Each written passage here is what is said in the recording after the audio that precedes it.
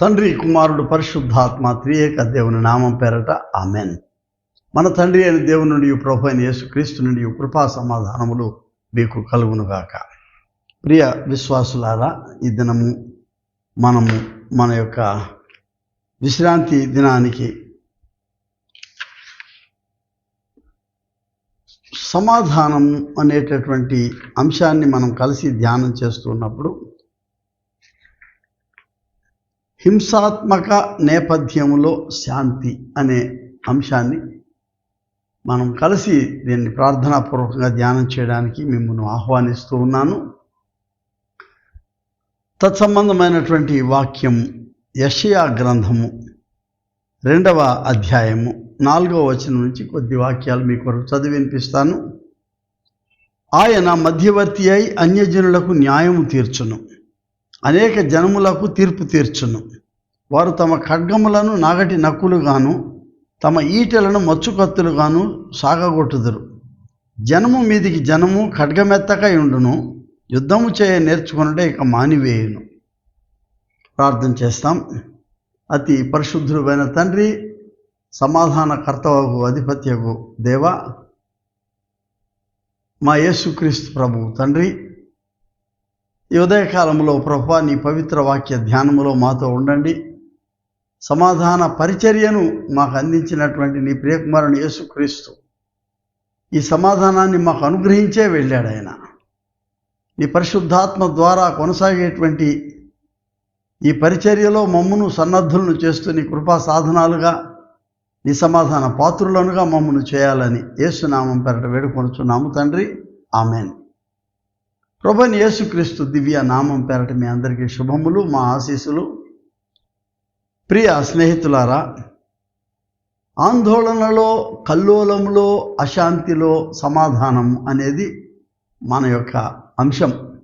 ఆందోళనలో, కల్లోలంలో, అశాంతిలో, యుద్ధాలలో, హింస చెలరేగినప్పుడు వాటి మధ్య సమాధానము లేక శాంతి,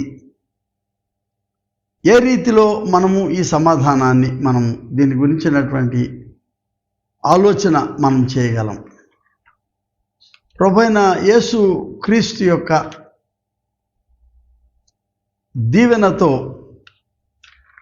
మనకి ఇవ్వబడినటువంటి ఈ గొప్ప ఆశీర్వాదముతో కూడినటువంటి ఈ సందేశం, ఇది ఇవాల్టి సందేశం కాదు. ఇది 2000 సంవత్సరాల నుంచి ప్రభువైన యేసుక్రీస్తు ఉత్థానుడైన తర్వాత నుంచి సమాధానము గురించినటువంటి ధ్యానం ఉంది. దీని ఆశ 6000 సంవత్సరాల నుంచే ఉంది. మనం పాత నిబంధన గ్రంథంలోకి వెళ్ళినప్పుడు కూడా, ఇప్పుడు నేను చదివినట్లు యెషయా గ్రంథం 2వ అధ్యాయంలో దీని నేపథ్యం ఏంటంటే, బబులోను చెరలో ఉన్నటువంటి ప్రజలకు చాలా ఆందోళనలో ఉన్నారు. వాళ్ళు చెర గొనపడి పోయినటువంటి వారు, వాళ్ళకంతా అశాంతి, స్థిరమైన దేశం లేదు, స్థిరమైన జీవితాలు లేవు, వాళ్ళకి ఇది సొంత సంస్కృతి లేదు. ఏదో ఎవరి చేతుల్లోనూ వాళ్ళ బానిసలుగా బతుకుతూ అటు ఇటు తిరిగాడుతున్నటువంటి జనాంగానికి ఒక స్థిరత కావాలి. వాళ్ళకి కావాల్సిన సమన్వయత దొరకడం లేదు. వారికి యెషయా ఒక ప్రవచనం ఇస్తున్నాడు. ఏంటంటే, ఆయన అంటే రానయ్యున్న మెస్సియా, వాళ్ళు ఒక మెస్సియా కొరకు ఎదురు చూస్తున్నారు. ఆ మెస్సియా మధ్యవర్తి అయి అన్యజనులకు న్యాయము తీర్చును. మళ్ళీ చెప్తూ ఆయన ఏమంటా అంటే, ఇక్కడి నుంచి ఖడ్గములు నాగటి నక్కులుగాను. ఖడ్గం దేనికి వాడతారంటే యుద్ధాలకు వాడతాం. నాగటి నక్కులు దేనికి వాడతామంటే వ్యవసాయానికి వాడతాం, జీవన తెరువుకు వాడతాం. ఈటెలను మచ్చుకత్తులుగాను. ఈటెలు దేనికి వాడతాం? మళ్ళా యుద్ధాల్లోనూ వేటాడడానికి వాడతాం. మచ్చుకత్తులు దేనికి వాడతామంటే దైనందిన జీవితంలో నీకు అవసరమైన పరికరాలు చేసుకునేదానికి వాడతాం. జనము మీదికి జనము ఖడ్గమెత్తకై ఉండును, యుద్ధము చేయ నేర్చుకొనుట ఇక మానివేయను. యుద్ధం చేయడం నేర్చుకోవడం అంటే అర్థం ఏంటి?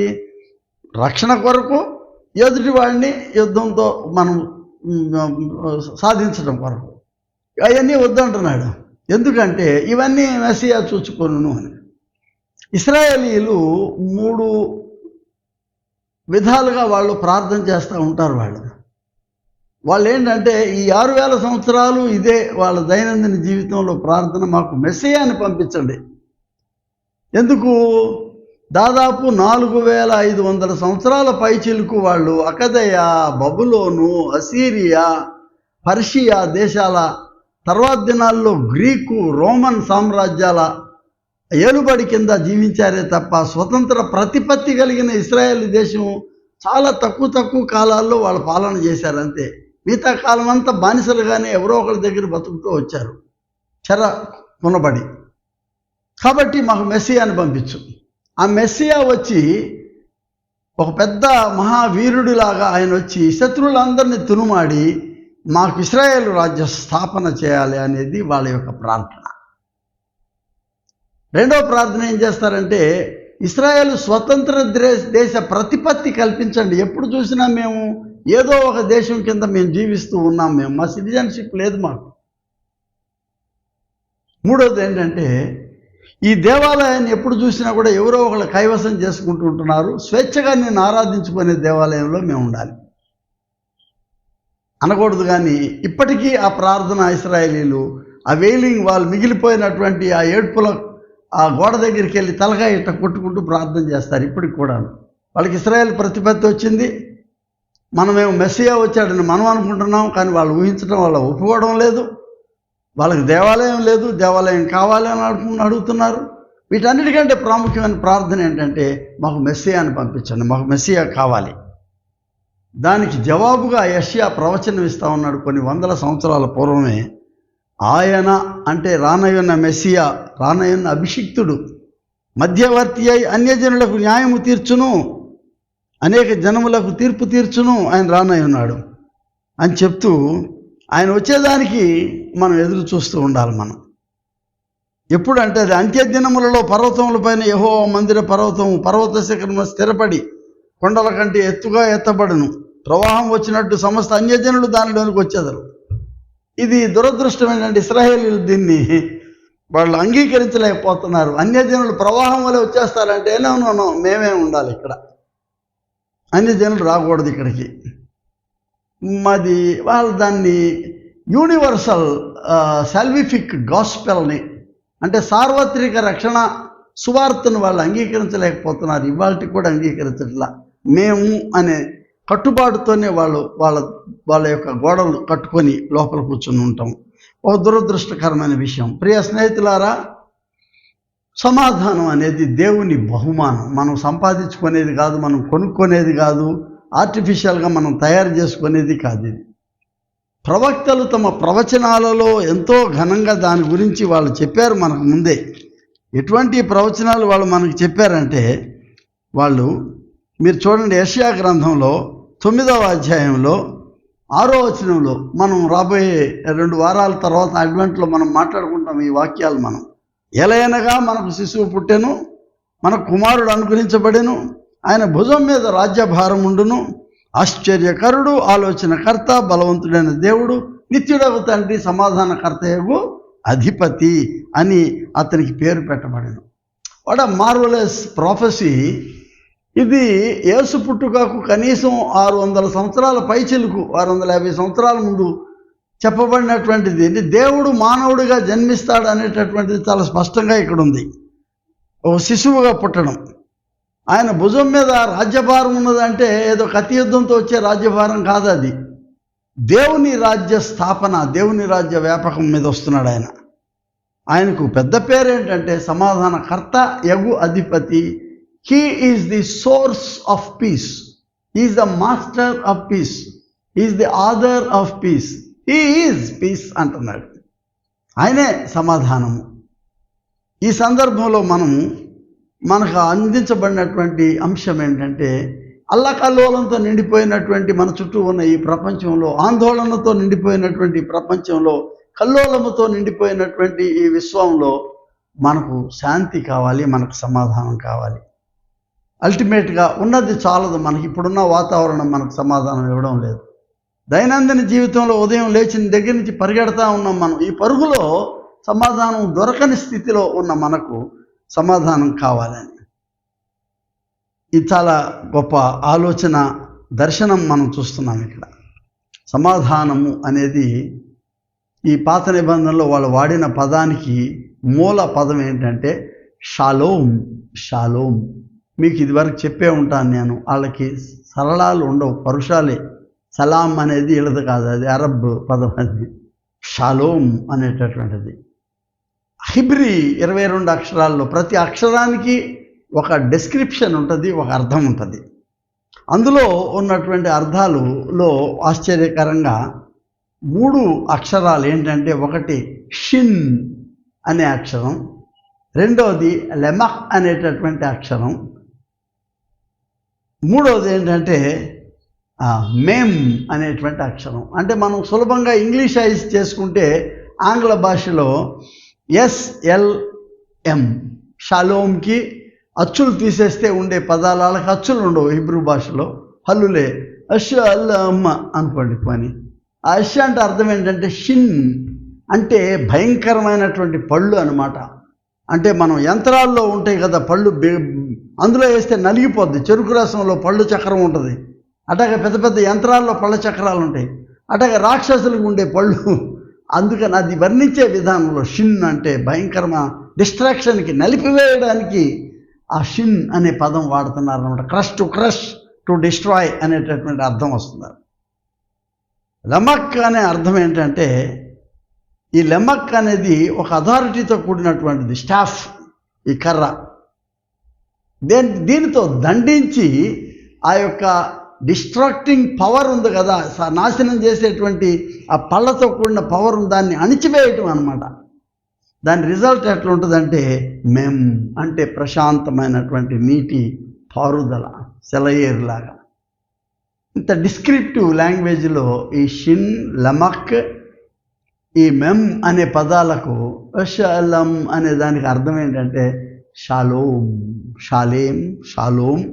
దాని అర్థం ఏంటంటే ఒక సమాధానంతో, ప్రశాంతతతో, సమన్వయతతో, సమగ్రతతో, శాంతితో చక్కగా ప్రవహించేటటువంటి ఒక ప్రవాహం గురించి మాట్లాడుతున్నాడు. దుప్పి నీటి వాగుల యొద్ద అనే పదం వాడుతున్నాడు. అంటే ఏంటి, నీటి దగ్గర ఏముంటుందంటే చాలా నెమ్మదితనం కనబడతా ఉంటుంది అక్కడ.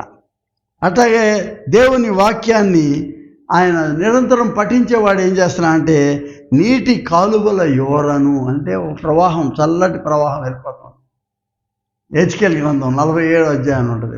జీవజలం ప్రవాహం వెళ్ళిపోతూ ఉంటే సమస్త మానవాళికి ఉపయోగకరమైనటువంటిది, సర్వజీవులు అందులో జీవించడానికి ఆ నీరు జీవం పక్కన ఉన్నటువంటి అంచులు అంటుకుంటూ వాటికి జీవాన్ని ఇచ్చుకుంటూ వెళ్ళిపోతూ ఉంటుంది. అన్ని కాలాల్లో ఫలమిచ్చు చెట్లు అక్కడ మొలుస్తూ ఉంటాయి అనేది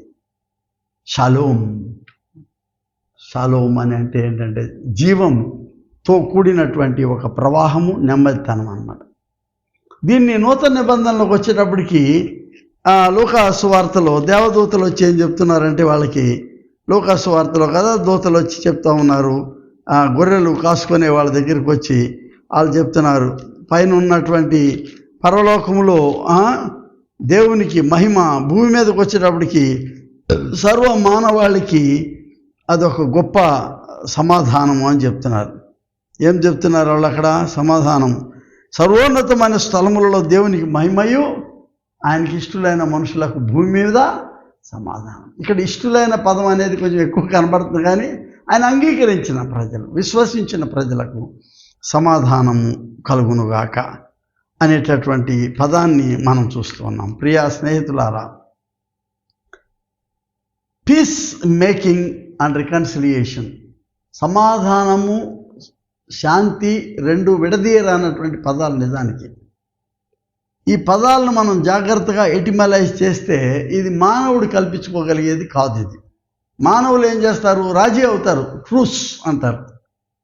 మనం కొన్నిసార్లు ఇవాళ రాజీ అయితే రేపొద్దున ఇది ఉండాలని రూలేం లేదు, ఇది వెరీ టెంపరీ. కానీ సమాధానం అనేది ప్రెరోగేటివ్ ఆఫ్ గాడ్, దేవుని నుండి వచ్చేదే ఈ సమాధానం అనేది అని గమనించాలి. ఇంకోటి ఏంటంటే, ఈ శాంతి అనేటటువంటి పదం నిశ్శబ్దంగా ఉండటం అంటే శాంతి కాదు, యుద్ధానికి వ్యతిరేకమైంది శాంతి కాదు, మనం ఓటమితో మౌనంగా ఉండటం శాంతి కాదు. ఈ మౌనంలో కూడా వైబ్రెన్సీ ఉంది, గంభీరత ఉన్నది అక్కడ. ఈ ఓటమి లేని తనం అనేటటువంటిది వల్నరబిలిటీ కాదు. ఇది peace is not opposite to war or tumult or frustration. It is the result of embracing divine silence అంట. దేవుని యొక్క ఆ నిశ్శబ్దాన్ని మనం కౌగులించుకోవడం అంటే అందులో ఇది చాలా అద్భుతమైనటువంటి అర్థం ఏంటంటే, ఇందులో బైపోలారిటీ 2 అర్థాలు ఉన్నాయి. ఒకటి ఏంటంటే నిశ్శబ్దంలో ఒకటి దేవునిని పూర్తిగా మనం అర్థం చేసుకోవటం, రెండవది నిశ్శబ్దంలో ఓడిపోయిన తనం కూడా ఉండొచ్చు మనకు బహుశా. ఇవాళ మనం ఈ నిశ్శబ్దాన్ని మనం చూసేటప్పుడు ఆయన పౌలు కూడా చాలా అద్భుతమైనటువంటి విశ్లేషణ ఆయన చేస్తూ ఉన్నాడు దీనికి. ఆయన ఏం చేస్తాడు, కొలసి రాసిన పత్రిక 1వ అధ్యాయం 20వ వచనంలో పౌలు ఈ యొక్క నెమ్మది సమాధానానికి ఆయన ఒక అర్థాన్ని తీసుకొస్తున్నాడు. ఏంటంటే, ఆయన యందు అంటే ప్రభు అయిన యేసుక్రీస్తునందు సర్వసంపూర్ణత నివసింపవలననియు ఆయన శిలువ రక్తము చేత సంధి చేసి ఆయన ద్వారా సమస్తమును, అవి భూలోకమందున్నవి పరలోకమందున్నవి, వాటినన్నిటినీ ఆయన ద్వారా తనతో సమాధాన పరుచుకొనవలనని తండ్రి అభీష్టమాయను. So God uses Jesus as the mediator and as instrument or channel of peace to bring everything in to his hold. ఆయన స్వాధీనంలోని తీసుకొని ఈ సమాధానాన్ని ఆయన ఇచ్చేవాడుగా ఉన్నాడని కొలసి పత్రిక 1వ అధ్యాయం 20వ వచనంలో పౌలు చెప్తా ఉన్నాడు. ఆయన ఫిలిప్పీ పత్రికలో 4వ అధ్యాయం 7వ వచనంలో ఆయన ఒక దీవెన ఇస్తున్నాడు మనకు పౌలు గారు. అదేంటంటే, సమస్త జ్ఞానమునకు మించిన దేవుని సమాధానం. అంటే మనకు అంతుపట్టదు, అది మన అవగాహనకు అందదు. ఇది it is totally beyond our access and understanding or comprehension. సమస్త జ్ఞానం మించిన దేవుని సమాధానము యేసుక్రీస్తు వలన మీ హృదయములకు మీ తలంపులకు కావలేయుండు. Jesus is the translator of the divine peace, celestial peace. దానిని అనువదించి మన దగ్గరికి తెచ్చి అందించేవాడు ఎవరు? తనలో, తనతో, తన ద్వారా ఆయనే సమాధానం అని చెప్తున్నాడు లూకాసు వార్తలో. కాబట్టి ఈ సమాధానాన్ని అందించేవాడుగా ఆయన మనకు కనబడుతున్నాడు. మన ఆరాధనల్లో మనం ఈ సమభాక్తపు ఆరాధనలో పీస్ బీ అంటూ యూ, షాలోమ్, నీకు కూడా సమాధానము అని కౌగిలించుకోవటం ఒక ఆనవాయితీ ఇది. ఎందుకంటే ఆయన తెచ్చినటువంటి ఈ సమాధానము సిలువలో మానవాళి అంతటికీ, జీవాన్ని అంతటికి కూడా ఆయన తెచ్చినటువంటి ఈ యొక్క సమాధానము అందరూ పంచుకోవాలి. ప్రతిసారి మీరు కలిసినప్పుడు, ప్రతిసారి నా శరీరాన్ని మీరు పంచుకోవాలనుకున్నప్పుడు, ఈ సమాధానానికి నిర్వచనంలో ఒక భాగం మనం అర్థం చేసుకునేటటువంటిది ఏంటంటే, జస్టిస్ అండ్ పీస్. అంటే న్యాయము, సమాధానము, ఈ రెండు మళ్ళా అవిభాజ్యమైనటువంటిది, ఇన్సెపరబుల్ ఎక్స్పీరియన్సెస్గా చూడాలి మనం. జస్టిస్ అంటే అదాల్, తోట, కోర్టు. కానీ ఇది కేవలం కోర్టులో జడ్జి గారు ఇచ్చేటటువంటి మంచి చెడుల విచక్షణతో కూడిన న్యాయం కాదు ఇక్కడ. షఫాత్ అంటే జడ్జి, మిష్ఫాత్ అంటే హిబ్రూ భాషలో న్యాయాధిపతి. ఆయన ఏం చేస్తాడంటే దేవుని యొక్క ప్రణాళికను చెప్తాడు, దేవుని యొక్క నియమాన్ని చెప్తున్నాడు, దేవుని యొక్క శాసనాన్ని చెప్పేటటువంటి వాడు జడ్జి. దాన్ని జదోక్ అన్నారు హిబ్రూ భాషలో. సడ్కెన్ను అనే పదాన్ని వాడుతూ ఉన్నారు. Justice in action. Justice is not a noun, స్టాటిక్గా ఉండేది కాదు. నీతి న్యాయములు అమలులో ఉండేటటువంటిది. అంటే ఈ యొక్క భూమి పైన అవి ఒక క్రియగా మారినటువంటి అనుభవం అది. ఎందుకు అని అంటే, జడ్జిగా ఎవరు కూర్చున్నారు? దేవుడు కూర్చున్నాడు. ఇక్కడ మనం అందిపుచ్చుకోవాలి ఆ జడ్జిమెంట్ న్యాయాన్ని. కానీ దేవుడు ఏం చేస్తున్నాడు?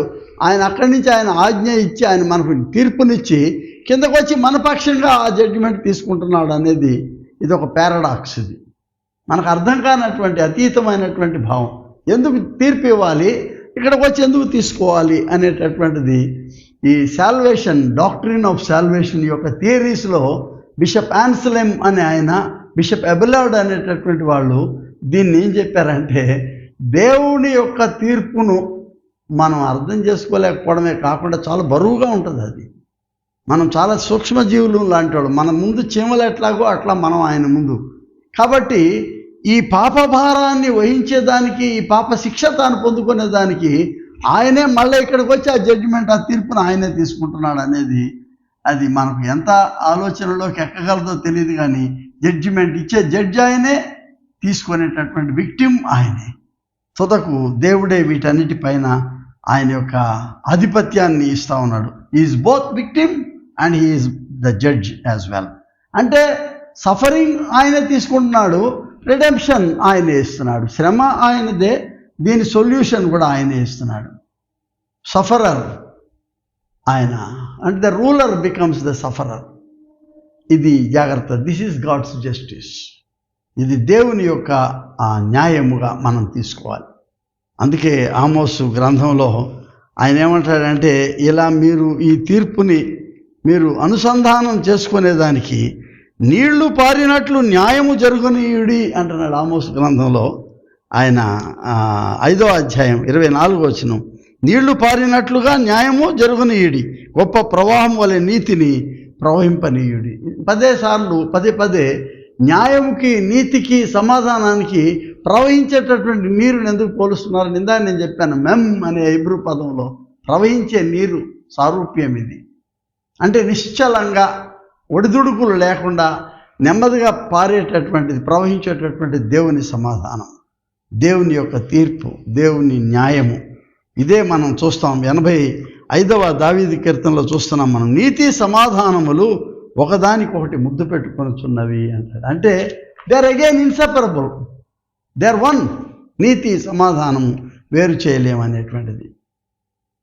ఇందులో మనం గమనించాల్సినటువంటి విషయాలు ఏంటంటే, సమాధానం అనేటటువంటిది మనం ఒక వేడుకగా చేసుకోవాల్సినటువంటి గొప్ప విశేషాన్ని మన ముందు ఉంచుతున్నారు. రోమాపత్రిక 12వ అధ్యాయంలో మనం చూస్తే ఆయన సమాధానం అనేటటువంటిది మనం ఒక ఉత్సవం లాగా చేసుకునేటటువంటి ఈ యొక్క మాటను 12వ అధ్యాయం 14వ వచనంకి వచ్చేటప్పటికి ఆయన అంటాడు, మిమ్మును హింసించు వారిని దీవించుడు కానీ శపించవద్దు. దావీదు కొన్నిసార్లు ఉద్రేకంతో అంటాడు, వాళ్ళని తునుమాడు అని అడుగుతున్నాడు, వాడిని నలిపేసేయి అని అడుగుతున్నాడు, ఆ యొక్క వ్యధలో, ఆ యొక్క ఫ్రస్ట్రేషన్లో. కానీ పౌలు భక్తుడు ఎంత చక్కగా దాన్ని అనువదించి చేస్తున్నాడంటే, మీరు హింసించు వారిని దీవించండి కానీ శపించవద్దు. సంతోషించు వారితో సంతోషించుడి, ఏడ్చు వారితో ఏడువుడి, ఒకరితో ఒకడు మనసు కలిగి ఉండుడి. This is a new kind of interpretation of the law. పంటికి పన్ను, కంటికి కన్ను కాదు. You have to do something else in accordance to the new life that is shown by Lord Jesus Christ. ఇది పౌలు యొక్క translation. Peace is to be celebrated అంటే మొహానికి రంగులు గింగులు వేసుకొని ఊరేగింపులో డ్యాన్స్ వేసుకుంటే వెళ్ళేదే కాదు. Celebration also can go in a different way. అదేంటంటే ఇతరులకు హాని కలగకుండా, ఇతరులకు ఇబ్బంది కలగకుండాను మనం జాగ్రత్తగా వెళ్ళాలి. ఇందులో ఈ సెలబ్రేషన్లో మనం ఫండమెంటలిస్ట్ ఐడియాస్ చాలా ఉంటాయి మనకి. అందులో ఇతరులను దూషించి, ఇతర మతాలని కఠినంగా వాళ్ళతో మాట్లాడి మనకు అనవసరమైనటువంటి రగడ తెచ్చుకోవడం అనేది వద్దంటున్నాడు. జడ్జిమెంటల్ యాటిట్యూడ్స్ వద్దు మనకి. హేట్ క్యాంపైన్ వద్దు మనకు. అంటే అసహించుకోవడాలు, మనం అసహించబడతాం. తర్వాత ఇట్లా చూపిస్తే ఈ 3 ఏళ్ళు మన వైపు చూపిస్తూ ఉన్నాయి. జాగ్రత్తగా ఉండండి. ఇలా చూపించినప్పుడు నువ్వు ఒకడవే చూపిస్తున్నావు, ఇట్లా వెనక్కి వచ్చినప్పుడు ఇది మొత్తం సమాజం అంతటికీ దెబ్బ కొడుతుంది నువ్వు మాట్లాడే మాటల వల్ల. You are not representative of the people. And when you are speaking on your own, ఇది ఏమవుతుందంటే it affects the entire larger body of Christ. జాగ్రత్తగా ఉండండి, జాగ్రత్తగా మాట్లాడండి. ఇవాళ రేపు టీవీల్లో మనం ఎన్నో చూస్తున్నాము.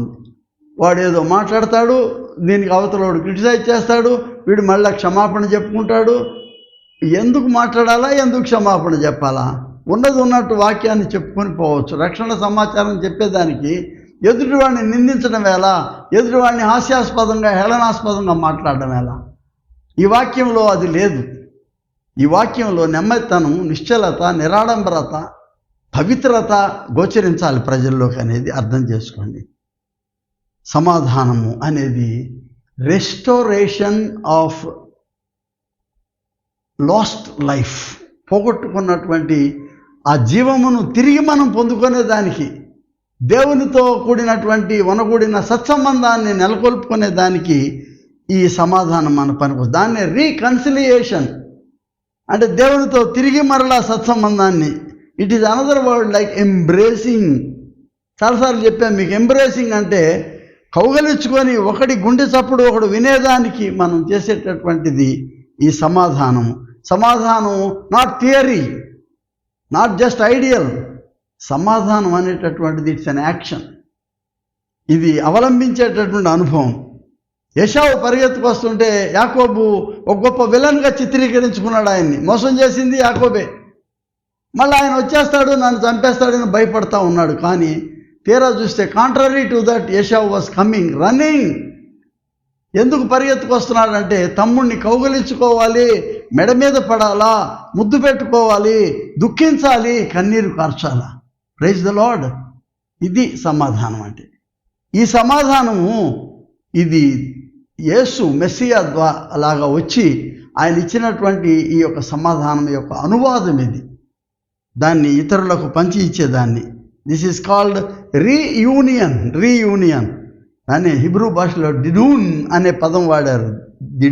దీదార్ అంటే గుండెకు గుండె చప్పుడు వినబడేటటువంటి ఈ అనుబంధం, రికన్సిలియేషన్. ఏశావు అండ్ యాకోబు తప్పిపోయిన లేక తిరిగి వచ్చిన కుమారుల్లో తండ్రి పరిగెత్తుకొని వచ్చినప్పుడు పశ్చాత్తాపడిన కుమారుణ్ణి ఆయన క్షమించాడు. Forgiveness is part of it, reconciliation. కౌగలించుకోవడంలో, ఆయన మెడ మీద ముద్దు పెట్టుకోవడంలో ఇందులో ఏం సంకోచం లేదు, హేళన లేదు. నీ కన్నీరు కార్చినప్పుడు you are expressing from deeper realms of your heart. నీ గుండె లోతుల నుంచి ఈ సమాధానాన్ని నువ్వు ఇస్తూ ఉన్నావు. వాట్ ఎ బ్యూటిఫుల్ పారబుల్ అది కదా. Father Ryan embraced. అందుకే అంటాడు పీస్ ఆన్ ఎర్త్. అక్కడ స్వర్లోకాలలో దేవుని మహిమ భూమికి వచ్చేటప్పటికి it is translated as peace on earth. ఎంతమంది దీన్ని అంగీకరిస్తారో ఈ సమాధానాన్ని మీరు పొందుకోవచ్చు. ఇందులో స్వస్థత ఉన్నది. ఈ సమాధానంలో రాత్రంతా, రోజంతా, ఈ కాలమంతా ఆ ఫ్రస్ట్రేషన్లో, ఆ యాంగ్జైటీలో, ఆ కల్లోలంలో, ఆ సంఘర్షణలో ఆలోచించి బీపీ పెరిగిపోయి గుండె నొప్పి వచ్చి పడిపోయి ఇదంతా జబ్బు చేసి సమాధానంలో ఆల్ దట్ ఈస్ గాన్. నెమ్మదితనంలో you are under control, you are under balance. That is reconciliation leads to healing. దేవుని యొక్క స్వస్థతకు వెళ్తున్నాం. ప్రియ స్నేహితులారా, దేవుడిచ్చినటువంటి ఎన్నో గొప్ప వనరులు, వరములు మధ్య ఈ చుట్టూ ఉన్నటువంటి ఈ సృష్టిని సర్వనాశనం చేయాలని చూస్తున్నాం. చెట్లన్నింటిని నరికేయాలి. ఎందుకంటే మనకు బోల్డ్ స్థలం కావాలి. మనం ఇంకా స్కై స్క్రాపర్స్ కట్టేయాలా, టవర్స్ కట్టేసేయాలా. వేరే వేరే దేశాలకు పోల్చుకొని మా దేశంలో అబ్బా గొప్ప గొప్ప టవర్లు వచ్చేసి చూడండి అని చెప్పుకోవాలా మనం. Eco destruction. తర్వాత మార్కెట్లో ఇంజస్టిస్, మోసం. తొందరగా ఎన్నో టీవీ అడ్వర్టైజ్మెంట్లు పెద్ద పెద్ద వాళ్ళ పేర్ల మీద వస్తున్నాయి. నువ్వు 30,000 కడితే, నువ్వు 22,000 కడితే నీకు రేపటి నుంచి మొదలైపోద్ది డబ్బు వచ్చేయడం అని. ఎందుకు వస్తుందండి మోసం? కాకపోతే న్యాయమైన విధానంలో నీ డబ్బుని అంత త్వరగా ఎందుకు డబ్బులైపోయి త్రిబులైపోయి నీ దగ్గర రావాలి? అది అక్కడ ఎవరైనా కుప్పలు పోసుకొని నీకు ఇచ్చేయడానికి రెడీగా ఉన్నారా? మార్కెట్లో ఇంజస్టిస్. Human security. ఎందుకంటే హ్యూమన్ ట్రాఫికింగ్ జరుగుతుంది. ఎప్పుడు చూడు స్టేషన్స్లో కిడ్నాప్ చేశారు, పేపర్లో రోజు చూస్తున్నాం, టీవీలో రోజు చూస్తున్నాం. Why are they doing this? ఎందుకు ఎత్తుకొచ్చేస్తున్నారు, ఎందుకు ఎత్తుకెళ్ళిపోతున్నారు, దాచేస్తున్నారు, చంపేస్తున్నారు అనేటటువంటి. There is no safety in the workplace. Exploitation. ఆడపిల్లలు ఎవరైనా పనుల్లోకి వచ్చారంటే వాళ్ళకి సేఫ్టీ లేదు. ముఖ్యంగా గర్ల్ చైల్డ్ అబ్యూస్ జరుగుతుంది. ఆడపిల్లల యొక్క వారిని ట్రాఫికింగ్ భయంకరమైనటువంటి విధానంలో చిన్నపిల్లల్ని అబ్యూస్ చేస్తున్నారు. But this is why all this happens is because of the greediness. ఈ సమాజంలో తొందరగా నేను ధనవంతుడిని అయిపోవాలి, ఎదుటివాడు ఏమైనా పర్వాలేదు, అశాంతి సృష్టించైనా సరే నేను తొందరగా వెళ్ళాలండి. ఈ కాంటెక్స్ట్లో peace is to be celebrated అన్నాను. వేడుకగా చేసుకోవడానికి ఇవన్నీ అంతరాయాలు, ఇవన్నీ కూడా అడ్డం వస్తున్నాయని చెప్పాలని నా కోరిక. ప్రభువారు ఆయన ఆరోహణుడయ్యేదానికి ముందు ఆయన చాలా స్పష్టంగా చెప్తా ఉన్నాడు. ఏంటంటే నా సమాధానాన్ని నేను మీకు ఇచ్చి వెళ్తున్నాను నేను అంటాడు. ఎట్లా? ఆయన శ్రమపడి కూడా ఈ ప్రజలకు తన సమాధానాన్ని ఆయన ఇవ్వడానికి ఆయన సిద్ధంగా ఉన్నాడు. ఆయన ఏమంటున్నా అంటే ఆయన నా శాంతిని 27వ వచనం 14వ అధ్యాయం, శాంతి మీకు అనుగ్రహించి వెళ్ళుచున్నాను. నా శాంతినే, వేరే వాళ్ళ శాంతి కాదు అది. అంటే I give you my own peace which I have produced. నాకు నేనుగా శిలువ మీద శ్రమపడి నా రక్తాన్ని చిందించి సర్వలోక మానవాళి యొక్క దాని యొక్క రక్షణ కొరకు నేను తెచ్చినటువంటిది సమాధానం నేను మీకు ఇచ్చి వెళ్తున్నాను అంటాడు. ప్రియ స్నేహితులారా, రోమన్స్ వచ్చి ప్యాక్స్ రోమానా అన్నారు, అంటే పీస్. రోమన్ లాంగ్వేజ్ అంటే ఇటాలియన్ లాంగ్వేజ్. ప్యాక్స్ అంటే పీస్, పీస్ విత్ రోమన్స్. ఎవడెవడు మీకు సమాధానం కావాలి, మీరందరూ పీస్ఫుల్గా ఉండాలి, మీ జోలికి ఎవడు రాడు నా దగ్గరికి వస్తే అని రోమన్స్ అందరిని రమ్మన్నారు. అందరూ వచ్చి వాళ్ళ జెండాల కింద కూర్చున్నారు. ఇవాళ ప్యాక్స్ అమెరికానా, ఎవడెవడు అమెరికాతో ఉంటే వాళ్ళని జట్టు కడితే వాళ్ళందరికీ సమాధానం. This is packs Jesus. యేసుతో కూడినటువంటి ఈ సమాధానం సువార్తల్లో ఈ సమాధానాన్ని అందించాడు. ఈ క్రైసిస్లో ఆ నవలో వెళ్ళేటప్పుడు పైనుంచి తుఫాన్ వచ్చేసి నీళ్ళన్నీ బోటు మీద పడిపోతుండే, మునిగిపోతుండే, నీకు చింత లేదా బోధకుడా అన్నారు. ఫ్రస్ట్రేషన్ మధ్య, కాన్ఫ్లిక్టింగ్ సిచ్యువేషన్ మధ్య ఆయన వెంటనే తుఫానును గద్దించి, ఎందుకయ్యా మీరు కంగారు పడతారంటున్నాను, నేనున్నా మీతో అనేదానికి. All was calm and all was peace, at peace. ఆయన అక్కడ ఉండగా వాళ్ళకి. అలాగే ఇంకో కాన్ఫ్లిక్టింగ్ సిచ్యువేషన్లో వాడు సమాధులు బయట తాను గాయపరుచుకుంటూ పరిగెత్తుకొని వచ్చిన వాడు ఉన్నాడు. మత్తయి సువార్త 9వ అధ్యాయం, మార్కు 5వ అధ్యాయంలో. వాడు ఏదో చేసేస్తాడు, శిష్యులు భయపడిపోతున్నాడు, వాడు చేతిలో రాయి ఉంటుందేమో, పిచ్చివాడేమో. వాడు దగ్గరికి వచ్చిన తర్వాత ప్రభు వారిని చూసి వాడే అడుగుతా ఉన్నాడు, ఏమని అంటే, నువ్వు ఎందుకు వచ్చావు యేసు ఇక్కడికి అని అడుగుతా ఉన్నాడు అతను. హీ వాజ్ ఎక్స్ సెంట్రిక్, అంటే తన యొక్క సెంటర్ దాటి బయట ఉన్నాడు అనమాట. అతను మతి చాంచల్యం చేస్తున్నాడు. He was suffering from psychiatric problems. He was wounded, తనకు తానే గాయపరుచుకునేటువంటి వాడు. But then by seeing Jesus he fell at the feet of Jesus. ఆయన పాద సన్నిధిలో ఈ శాంతి, ఈ సమన్వయతను అతను పొందుకుంటున్నాడు. 12 సంవత్సరాలు రక్తస్రావం కలిగిన స్త్రీ వచ్చింది. చాటుగా ఆయన వస్త్రపు చెంగు తాకాలనుకుంటే ప్రభువారు పట్టుకున్నారు. ఎవరయ్యా నన్ను తాకిందని. కుమారి, నీ విశ్వాసం నిన్ను స్వస్థపరచెను, నీ విశ్వాసం నిన్ను సమాధానము కలదానవై. God gives peace in our conflicting situation, in our anxieties. అలాగే ఆయన సమాధానం క్లైమాక్స్ 20వ అధ్యాయంలో ప్రభువారు చివరికి చెప్తా ఉన్నాడు ఏంటంటే, తన శిష్యులకు ఉత్థానుడైన యేసువారు అంటున్నాడు, దిస్ ఇస్ ద క్లైమాక్స్. ఆయన రాకడకు ముందు యెషయా చెప్పాడు, రాబోయేటువంటి ఆయన సమాధాన కర్తయ్య అధిపతి, ఈయన సేవంతటిలోనూ సమాధానం మీకు కలుగునుగాక అని చెప్తున్నాడు, నా సమాధానం మీకు ఇస్తానని చెప్తున్నాడు. అండ్ ద క్లైమాక్స్, మొకటాయమైన స్థితి ఏంటంటే, ఇంకా ఫైనల్గా ఆయన శిష్యుల దగ్గరికి వచ్చి మీకు సమాధానం, ఉత్థానుడైన యేసు చెప్తున్నాడు, పీస్, షలోం, సలాం, సలామత్, నా శాంతి, పీస్ బీ విత్ యూ అని చెప్తా ఉన్నాడు.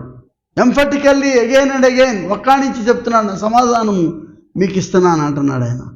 That is the last promise, that is the last assurance, that is the last boon. చివరి బహుమానం ఆయన మనకిస్తున్నటువంటిది, మై పీస్, నేను నీకు ఇస్తున్నటువంటి ఈ సమాధానాన్ని మీరు అందుకోండి. ప్రియ విశ్వాసులారా, సమాధానం కొనలేము. సమాధానాన్ని మనము ఎక్కడి నుంచో తయారు చేసి తెచ్చుకోలేము. యెషయా చెప్పినట్టు రానయ్యున్న మెస్సియా అభిషిక్తుని ద్వారా ఈ సమాధానం దేవుడు మన దగ్గరికి దాన్ని అనువదించి పంపిస్తున్నాడు. తన సమాధానం ఆయన అక్కడ పరలోకములో, స్వర్లోకములో ఆయనకు మహిమ, మన దగ్గరికి వచ్చేటప్పటికి అది సమాధానం. రాబోయే రోజుల్లో మనం కొద్ది దినాల్లో మనం యేసుని యొక్క రాకడ గురించి సంస్మరించబోతున్నాం, మనం సెలబ్రేట్ చేసుకోబోతున్నాం. Let us continue, let us begin and continue the celebration of peace even today. మన గృహాల్లో సమాధానం, మన చర్చిలో, మన రాజకీయాల్లో, మన సమాజంలో I think we need peace. మన యొక్క సరిహద్దులలో సమాధానం కావాలంటే మెస్సియా కావాలి మనకు, యేసువారు కావాలి మనకు. ఈ సమాధానానికి, ఈ సమాధానము కొంచెం వేదన కలుగు చేస్తుంది, కొంచెం బాధ కలుగు చేస్తుంది మనకు. ఎన్ని భార్యాభర్తలు డైవర్స్ కేసుల దగ్గరికి వెళ్ళిపోయి వాళ్ళు జడ్జిల ముందు నుంచొని ఎంత ప్రేమగా తాళి కట్టుకొని, నీ యొక్క సంతోషంలోను, నీ దుఃఖంలోను, నీ వేదనలో, నీ రోగంలో, నీ యొక్క ఆరోగ్యంలో నేను నిన్ను వదిలిపెట్టనని ప్రమాణం చేసిన వాడు కోర్టు ముందు చేతులు కట్టుకుని నుంచుంటున్నారు, నాకు డైవర్స్ కావాలని, ఆవిడ కావాలి. What is happening? నీ జీవితానికి పరమావధి ఎక్కడ? నీ జీవితానికి పవిత్రత ఎక్కడ? నీ జీవితం యొక్క ఆంతర్యం ఏంటి అసలు? నెమ్మది ఉండడం నేర్చుకోవాలి కదా ఇద్దరు భార్యాభర్తలను. మీరు చేసే పని పోకడ పిల్లల మధ్య అశాంతి కలుగు చేస్తుంది. They are disturbed in their mind. చదువుకోవాలి వాళ్ళు ఉండడానికి ఇష్టపడడం లేదు ఇంట్లో. ఎక్కడికి పారిపోతారు మిమ్మల్ని వదిలి? మీ ఇద్దరు ఇట్లా ఘర్షణ పడుతుంటే మీ పెద్దలు పక్క నుంచి చూస్తున్నారు, ఏం చేయలేక అశక్తులుగా చూస్తున్నారు, అచేతనులై చూస్తున్నారు. వాళ్ళు don't create unrest in the family. Drive away that spirit of disturbance. ఆ యాంగ్జైటీ తొలగించండి. మోకాళ్ళ మీద ప్రభు సన్నిధిలో మీరిద్దరు ప్రార్థన చేయగలిగితే he will bring peace to you. నా సమాధానం మీకు ఇస్తున్నా అంటున్నారు. ఇన్ ద లార్జర్ కాంటెక్స్ట్ చర్చిలో ప్రతిసారి వచ్చేదే, ప్రతి సంవత్సరం, ప్రతి 2 ఏళ్ళకి, ప్రతి 3 ఏళ్ళకి ఎలక్షన్స్ వస్తాయి. అవి అయిపోగానే నెమ్మది అయిపోండి అందరూ. ఓడిపోయాం కాబట్టి నేను కోర్టులో వేయాలా, కేసులు వేయాలా, వీడిని నడిపించనివ్వకూడదు ఈ అడ్మినిస్ట్రేషన్ అనేది. Remove that disturbing, that you are spoiling yourself. ప్రజల్లో ముద్ర పడిపోతుంది, వీడు లిటిగెంట్ అనేటటువంటి ముద్ర పడిపోతుంది. వీడు నిరంతరమైనటువంటి తలనొప్పి అని, పెరెన్నియల్ హెడేక్ అంట, పిహెచ్డి.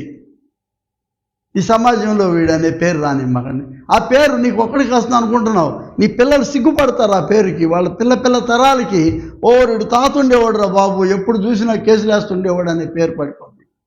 శాపగ్రస్తమైన జీవితాన్ని కోరుకోగాకండి. మోషే చెప్పినట్లు శాపమా దీవెన, జీవమా మరణమా, మేలా కీడ. హెచ్కేల్ కూడా అదే, జాషువా కూడా అదే చెప్పాడు. ఈ చర్చిలో మనం నేర్చుకోవాల్సినటువంటి మన సమాధాన ఈ సువార్తను మనం ప్రకటించేదానికి మన సాక్ష్యము, మన జీవితం ద్వారా I think we need to experience this peace I leave with you. బుద్ధి అంతటికి మించిన దేవుని సమాధానము మీ యొక్క జీవితాలను ఆయన స్వాధీనంలోకి తీసుకొని కాక ప్రార్థన చేస్తాం. పరమ తండ్రి, మా ప్రియుడు అయిన దేవ, మమ్మెల్లప్పుడు ప్రేమిస్తున్న పరలోకపు రాజా, నీ పాద సన్నిధిలో మాకు ఆ సాంత్వనం ఉన్నది, ఆ సమాధానం ఉన్నది. ఎంతో ఆందోళనతో నీ దగ్గరికి వచ్చి నీ పాద సన్నిధిలో పడిపోయినప్పుడు నీవు నిశ్చలతనిచ్చావు దేవా, నీ సమాధానాన్ని మాకు అనుగ్రహించావు. రుగ్మతలతో మేము బాధపడుతూ నీ దగ్గరికి వచ్చినప్పుడు ఆ బాధ అంతా తొలగించి మాకు సమన్వయతనిచ్చావు, మాకు స్వస్థతనిచ్చావు. చక్కగా ప్రవహించేటటువంటి ఈ జీవ నది వలె ప్రభా మా జీవితాలకు నీ సమాధానం ప్రసాదించండి. మా కుటుంబాల్లో నీ సమాధానం అనుగ్రహించండి. మా యొక్క సంఘాలలో నీ సమాధానం దయచేయండి. ఈ సమాజంలో నీ సమాధానం దయచేయండి. ఎందుకు ఈ సమాధానం లేని స్థితిలో మేము ఉండాలి ప్రభా? నీ శిలువ వైపు చూస్తూ ఉన్నాము. మీ పరలోపు సమాధానం మా అందరికీ దయచేసి దీవించుమని యేసునామం పేరట వేడుకొనుచున్నాం పరమ తండ్రి, ఆమెన్. మన ప్రభువైన యేసుక్రీస్తు కృపా తండ్రి అయిన దేవుని ప్రేమ, పరిశుద్ధాత్మ యొక్క నిత్య సహవాసము మనకు సదా తోడైండును కాక, ఆమెన్.